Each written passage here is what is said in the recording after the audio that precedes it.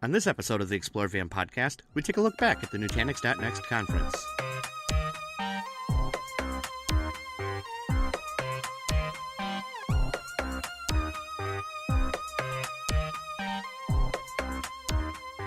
Hello, and welcome to the Explore VM podcast.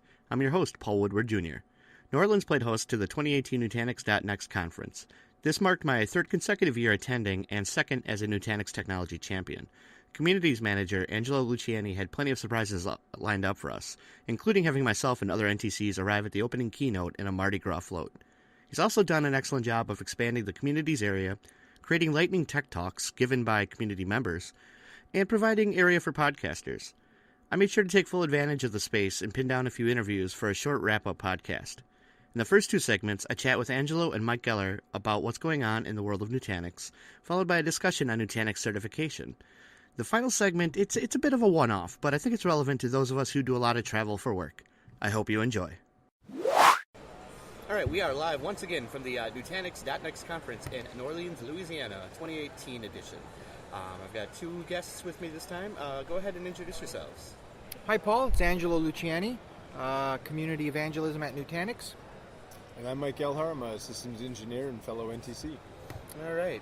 So we're nearing the end of the, would you call this the first day of the conference? I would call this the first day, full day. Official day. Yeah, with the keynote in the morning. Yeah. I feel like it's the first full day. I mean, yeah. I've been here a couple days. There's been partner events going on. Right. So what are our impressions as we end day one? What are your thoughts on the announcements?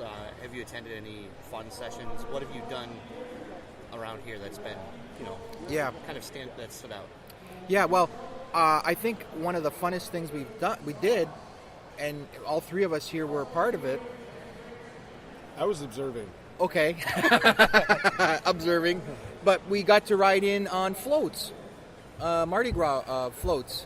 Yes. During the opening session of the keynote. So that was pretty cool. That was pretty epic. Yeah, that was unique. That was certainly different. It was a fun experience. And you were you and I were on the same float, and you were periscoping live. Yep. So was I. And wasn't it interesting when we actually pulled into the keynote area?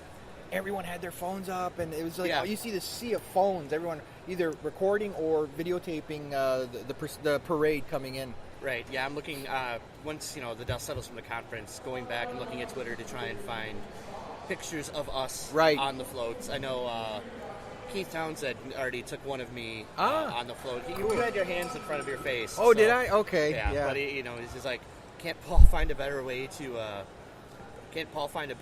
enter the Nutanix keynote, or a more low-key way to enter something like that? Yeah, but that was really fun, and I know everyone, the folks that participated really enjoyed it, and the folks that viewed it, I heard really enjoyed it. Oh yeah, because we were just waiting, watching it come by, and I was glad they went up and down both aisles, so the whole auditorium got a chance to see everybody coming through. Right. Yeah, that was fun. So that was really memorable. Yeah, that's something I've certainly never done at any other conference. Yeah, and it's great that we get to be part of it, because you really feel like you're part of the conference. Right. In a sense, you're not just an attendee, but when you get to participate that way, it's really exciting. Yeah, and I gave my session earlier today on my 10-minute tech talk on community involvement and how it can help your career.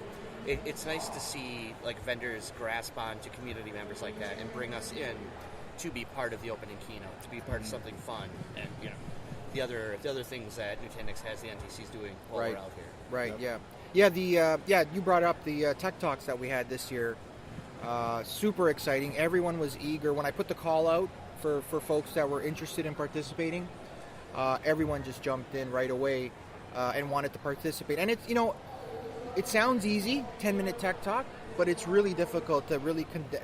I think it can be difficult to tell a story concisely within that short time frame. Sometimes 15 or 20 minutes is actually easier because you have a little more time to set it up, explain it, wrap it up, where with 10 minutes you just got to get in there and get the content going. Right? Yeah. And everyone did a great job, and everyone was within the 10 minutes. So I think I had one person go over, but we offered them some goodwill and let them go over. So it was fun. It was really fun. Yeah, I tried to condense what I wanted to say to 10 minutes. Because there's just so many ways I could go. And when I was working on my slide deck, I'm down in my IT lab, my home office, and I come upstairs and look at my wife, and she's like, "What's wrong?" I'm like, coming up with a slide deck for a 10-minute session is like the hardest thing on earth. Yeah. Because I'm not going to do death by PowerPoint. Click. It's like, so I had 5 slides. Right. And 3 of them were content. One was an introduction, and one was like, here's how to contact me. So like it was mostly just like that, a talk. Yeah. And I know other presenters did it. Like I could, engage the audience, ask questions, make it a little bit less formal than say a full breakout session. Yeah. It really focuses your thinking. That 10 minutes. Yeah. Really focuses your thinking. So that it's an exercise in that. So it was fun. It really went off well. Tomorrow is day 2 of Tech Talks. So that starts at 11 and finishes around 2. So we'll be doing those every 10 minutes or so. So It's really fun. And those are being recorded as well. Do you know where or when we can expect to find those online? Yeah, those are being recorded and will likely go live on our YouTube channel. Okay. Nutanix YouTube channel, and that would likely be next week. Okay. If not, the week after that. Depending on when I get this episode up, if they're up on YouTube, I'll link the content in the show notes as well. Yeah. So that's great. It's really fun, and it's good to see familiar faces giving the talks like yourself, Paul. Ken did a talk, and it's also cool to see new faces. We had a lot of NTC participation in the Tech Talks, so that was really good. Right. And what about full sessions? Has anybody here given a full session or been part of a full session this week? I actually had one earlier today. There was a session on application performance in retail segments. So I was one of the speakers there. They had that's cool. Yeah, it was pretty nice. They had a couple Nutanix speakers that kind of opened it up, and then there's me and another customer that did a presentation just about basically the way that the outline went. We talked a little bit about what the environment was like before Nutanix, right? What it's like now after implementing now, and then what we're looking forward to in the future, and then talking about some of the specifics on performance gains, problems that were solved through either the implementation of this technology by itself, or even some of the kind of the byproducts of it, the Nutanix mindset that comes along with new technologies like that. Right. Yeah, and a lot of announcements in the keynote today. Yes. Beam in particular. That was really cool to hear, and things we're doing around that. Can't wait to get NTCs access to Beam. Yeah. So that so you guys can play around with it and get some experience with it, and check it out and blog on it. Right. Oh yeah, that's exciting. Yeah, I was happy to see that they included kind of the big 3 players, because a lot of those kind of cost models is like they focus on Amazon, and you're lucky if it does Azure, but then this one hits that one and Google. And for me in my environment, I need all 3 of those. Oh, really? Yeah. Oh, wow. That's interesting. Typically, I see, people that I talk to are typically just looking at 2 cloud providers, but that's interesting that you're leveraging 3 cloud providers. Yeah, so when we look at what we're doing, we have a pretty true multi-cloud strategy where we're looking for which cloud provider is doing that thing the best. Right. So in some cases, AWS has got a good fit for the type of workloads that we're doing. When it comes to the machine learning piece, we're looking to Google for that, and then we're just running some general workload things in Azure. That's cool. Yeah, that's cool. I don't want to get too. I was going to ask you a few questions about your environment, but I don't want to get too detailed in that. We can't reveal too much about what's going on at the home office. Yeah. No, that's all good. But that's great. Clearly you're a big fan of the Beam announcement. You brought that up. Any other preferences, or do you think they were all pretty solid, or did you have one that stuck out? Yeah, I think the Xi one is one that's interesting for us. Right. Yep. Right. Being able to have an option there for running some workload, especially with the DR capabilities. I think that ties that in nicely, because there's a lot of products that exist now that you can add on to get that kind of a DR functionality. But now with the run books and things built in, that's going to be pretty huge for a lot of customers that have been looking for that capability within the replication sets they already have. Right. Interesting. Yeah, I like Beam. I just, with what I've seen with people in cloud, I'm interested to see Xi as it starts to get rolled out into production as well. I think Era is interesting.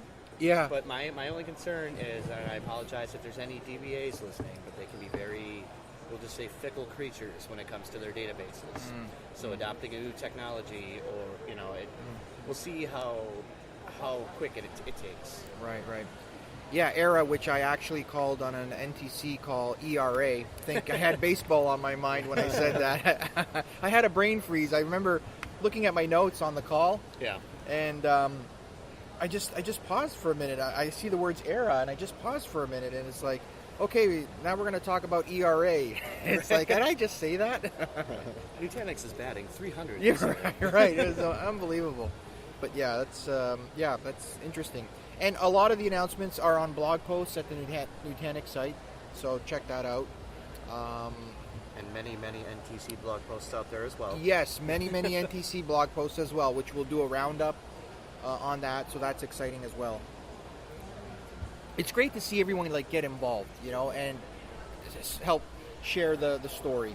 Yeah, that's exciting. And to have the access that the NTCs have. Right. With the Nutanix team and the technical depth we can get even before these announcements to have these posts prepared. Right. Yeah. That's great. That helps us not only understand the product, see where it fits. Getting my listeners know outside of the podcast here, I work in a VAR, so I support clients. Yeah. So it's nice to have that access and know, well, I can utilize this, or I can tell a customer, hey, this is coming. Yeah. And this is going to be great for you, and this is why. Right. Yeah. No, it's good to have that kind of insight. And that's great, and and it's also, we build trust with the NTCs that way, right? Yeah. So that's the good thing about it. Yeah, because I think nothing's changed in any of the announcements we've been given. Right. Exactly. What we're told is what's actually being brought out on stage. Right. Yeah, and that's sort of a credit to everybody involved. So that's great. Right.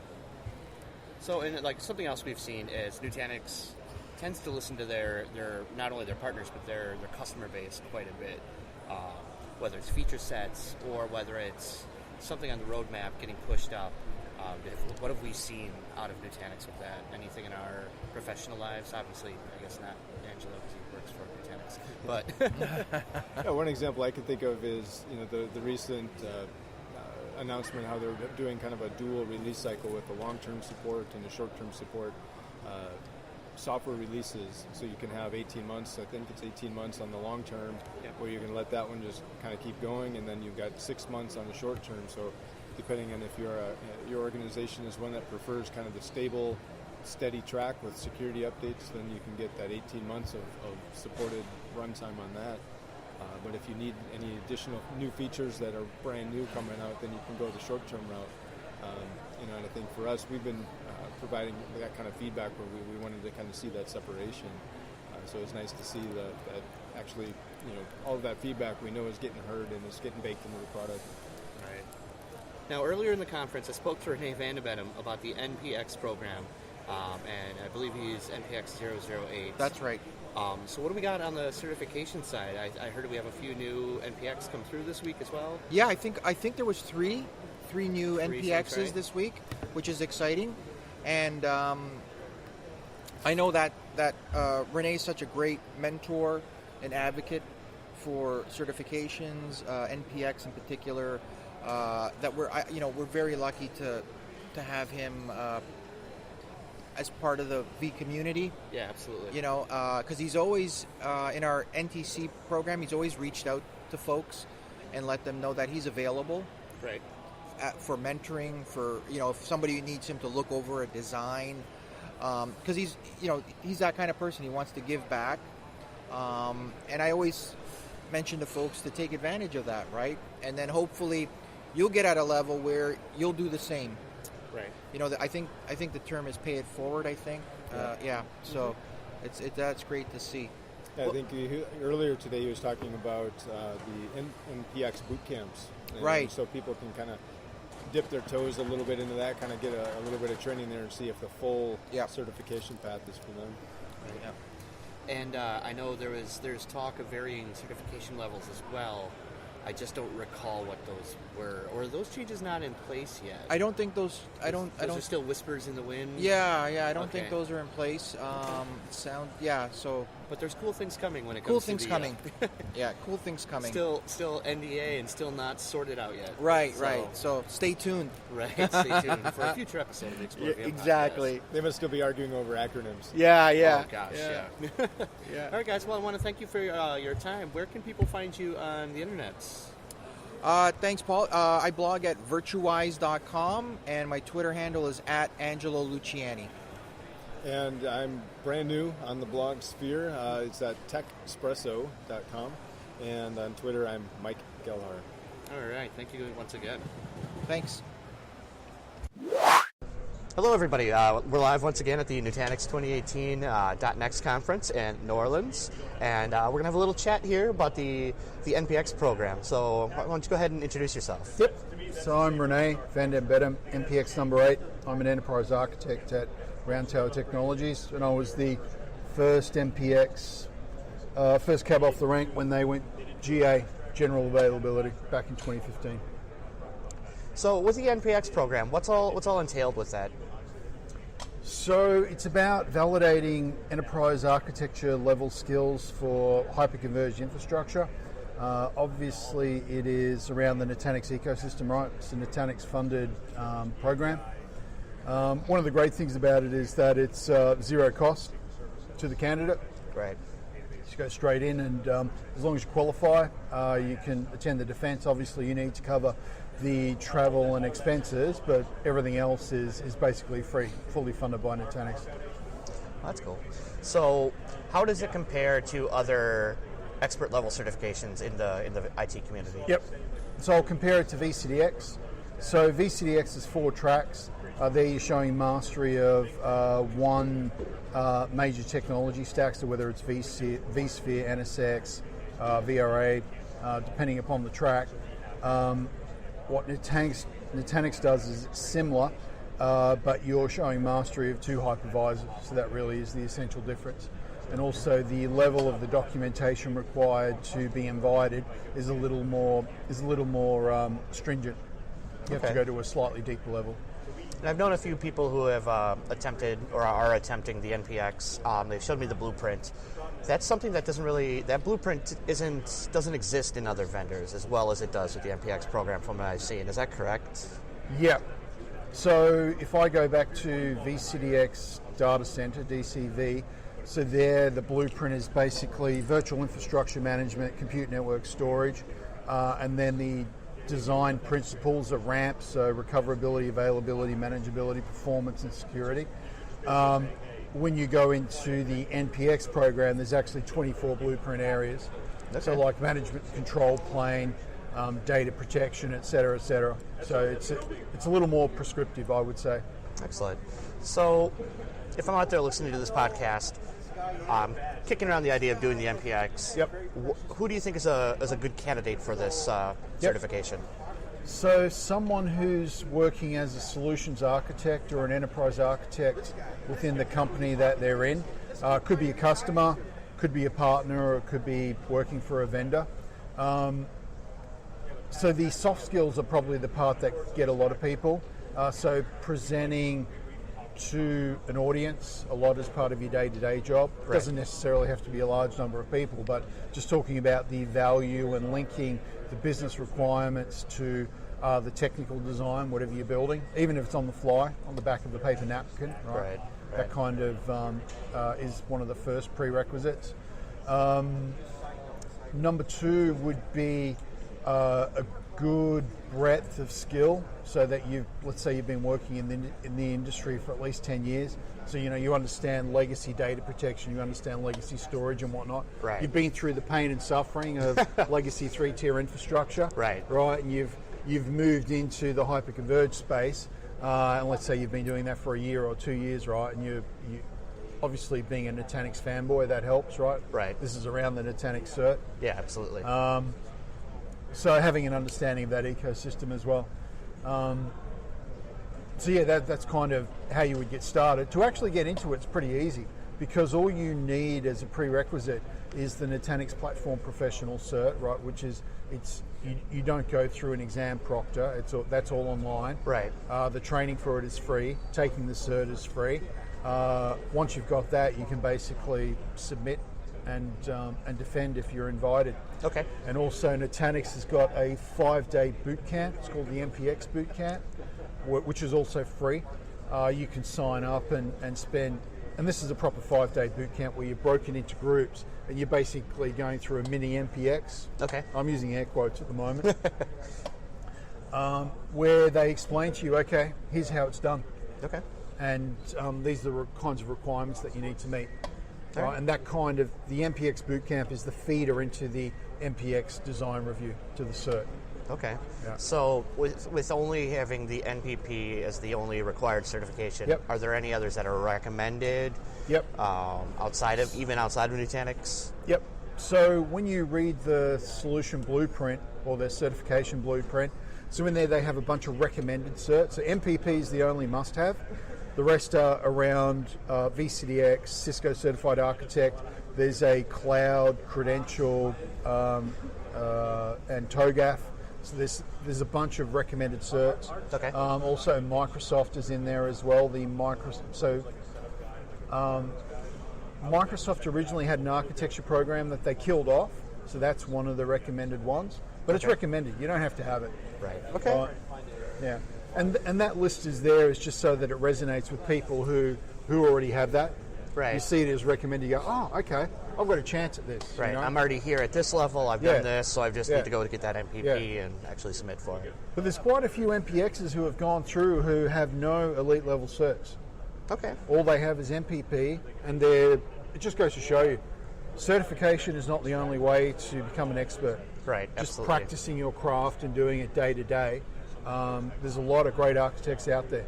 They may not be recognised or known, or they will be within their companies. Right. But you're not going to see them in a like a VCDX directory, right? Right. These Absolutely. guys are kind of operating incognito, under Right. the radar. Yeah.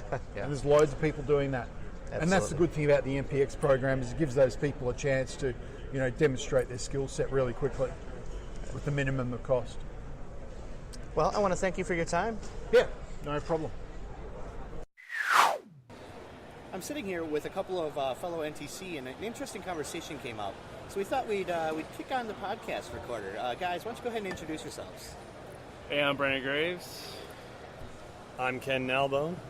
So what we were chatting about was, in our line of work in IT, trying to stay fit and eat and be healthy. I'm on a big kick lately, mostly because my doctor yelled at me about having to lose, let's just say, a couple of pounds. And I know there's the V-Fitbit guys out there and the V-Runners at the conferences and stuff. So what do you guys do to try and counteract how easy it would be to sit and eat junk food and sit in front of a computer screen all the time? Ken, you were talking about running, so why don't you go ahead and start? Yeah, I do run. I've basically made fitness a part of my routine for the last 10 plus years. I would say it was 2005. I moved to Indianapolis. I was quite a bit heavier than I am now. I had a coworker invite me to go to the gym with him during the workday, during our lunch break or whatever. And I started doing that and basically made a routine out of it. So yeah, I run regularly. I get up early 4 days a week and lift weights before work. Nice. And then I fit in a break at some point during the day to go for at least a 30-minute run. And it keeps me sane. It's not just, for my physical health, but my mental health, to get out of the office for a little bit of time and exercise something other than my brain. Well, for me, since taking this role, I've had a lot less free time. And so I probably gained about 10 pounds this role. Because with the travel, you always got to try out the nice restaurants and try the new foods. But when I can, I try to work out around my lunch break. Go hit the gym for an hour, go hit the treadmill some, lift some weights. Right. And then, So do you guys manage to fit in much exercise when you're traveling for work? That's something that I try to do. I always pack gym clothes, but I rarely get to the hotel fitness center as often as I would like. I pack the gym clothes and I got the athletic shoes. I just never make it down because most of the time you're there 8 to 5, working almost straight through if you take a lunch or not. Right. Like you're working with the clients. And for me at least, I'm just because I want to get it done and be able to get back on the road and get home. So I don't as much as I should. I'm definitely going to try to do that more going forward. I've got a few work road trips coming up that I'm going to try that with. Utilize my time a little bit better. That being said, my gym shorts are here with me at Nutanix Next. They have not yet been utilized. Wear them right now. I don't see them. They're under my pants. I see them. They look nice. So no, I personally haven't. I'd like to, but I have not, and that's something like I want to change going forward. Right. Yeah. That's a struggle I have too, but I have found myself when there's something that's important for me to do, like exercising, or if it's just some errand I need to run in the middle of the day. If there's work I need to complete, but I know I can do it remotely, when I'm sitting in front of the TV at night anyway, I might put it off as long as that's okay for whatever the project is. Right. And I will go on that run in the middle of the day and put work on pause if it's acceptable for whatever the project is. Right. And I find on the road that the hotels, gyms vary very much from quality, and some equipment doesn't even work in it. No, the treadmill. Well, the air conditioner doesn't work, so sometimes it's really hard to find somewhere to work out. There are a lot of body weight exercises you can do for strength or cardio that, it's not hard to Google and find them out, but I'm sure that there are groups out there who know all of them. That you talked about the V-Fit guys. I'm not part of that. Maybe I should get into that scene, but I bet they have lots of ideas of how you can work out without any equipment at all. Right. Staying active on the road or Yeah. when you're traveling. I know, to your point about running during the day, I take mid-afternoon or so, I step out and I go for a mile-plus walk. There you go. And it just, with the weather turning, it's finally spring. It's nice because it's activity. But it's also, like you said, it's like a little mental, all right, just a break. Yeah. Get a walk. And I listen to a podcast. I only get like 20, 30 minutes into it because it's not a huge walk. But I got a podcast going. I'm just like, change pace, allow myself to just unwind temporarily and actually that is in fact how I get most of my podcast listening done when I'm exercising. It also when I'm mowing the lawn or whatever, but yeah. Right. The long list that's growing in my podcast catcher, can't get through them all if I'm not exercising. I like to take the dog for a walk around the neighborhood during the day. Gives us both some exercise. Right. You guys ever, take a step back from work because you're working on something, you can't figure it out, something's really kicking your ass, excuse me. And maybe you're out, doing an errand or you're exercising and it just comes to you, and you get back all the time. So it's a great way. You just got to to stay away and change your thought for a little bit. Take a break. Yeah, absolutely. Yeah, I was about to say I do find myself being a little bit more productive in those afternoons where I do get that walk because it's just a little bit of more, a little bit to re-energize, get out there, and move, and just resets the mind. And then a couple more hours of work day, and you're just plowing through it. And before you know it, you're like, oh wow, it's 5:30 already, and I've got this done. It's like I won't start the next because it's time to go have dinner. Go be with the family. But, Right. Absolutely. I find that with anything though, if you really have to make it a part of your lifestyle, it can't be like a working towards a temporary goal type of activity. Right. It's a lifestyle more than anything else for me. Otherwise, I can't maintain it. I can't maintain any habit unless it just is something I go all in on. Right. You gotta make yourself do it over and over until it becomes a habit, becomes second nature to you. Yep. You don't even think about it anymore. Like brushing your teeth. Yeah. I don't do that enough either. I'm just kidding. I brush my teeth plenty. Mom, At least if you're twice a listening to this day, and podcast. floss every day. Well, interesting conversation. Again, this is, I think, something that we could probably do a full-length episode on, but it was just a good little chat. So where can people find you online? Are we blogging? Are we on Twitter? Where are we active? I'm on Twitter at BrandonGraves08, and my website is BrandonGraves.com. And I'm on Twitter at Ken Nalbone. That's KenNalbone. And my blog is at fullstackkengineer.com. All right, guys. Thank you very much. Thanks, Paul. As always, thank you for listening. There were several major product announcements made at the conference. My personal favorite is Beam. In fact, I'm wearing a Beam t-shirt right now as I record this outro. I've linked a few blog posts from fellow NTCs about these announcements in the show notes, and I will have my own post up in the near future. If you'd like to continue the conversation about Nutanix.next, have an idea for a show, or would like to be a guest on the Explore VM podcast, please reach me on Twitter at ExploreVM, email me, paul@explorevm.com, or find me at facebook.com/ExploreVM. Once again, thank you for listening.